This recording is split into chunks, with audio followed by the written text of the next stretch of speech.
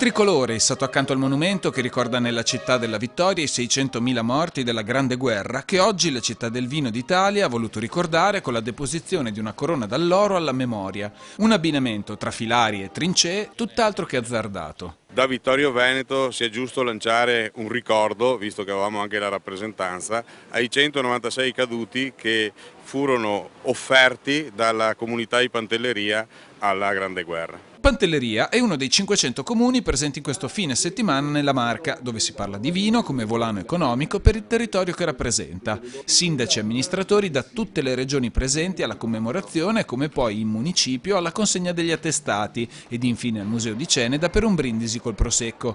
Un incontro tra le colline dei comuni che compongono tutti assieme la Città Europea del Vino 2016 tra Vittorio Veneto e Valdobbiadene.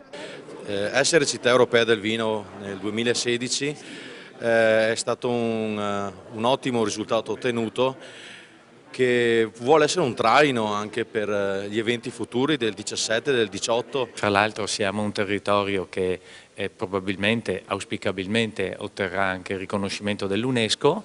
L'Unione fa la forza anche in questo senso. Area candidata a diventare patrimonio mondiale e che è già di fatto un distretto economico fatto di prodotti enogastronomici e turismo. Quest'anno la provincia ha segnato un più 4% abbondante di presenze e la zona appunto diocesana ha segnate dal 6% anche per quanto riguarda la zona del Valdobbiadenese e anche un po' di più per quanto riguarda la zona del Vittoriese.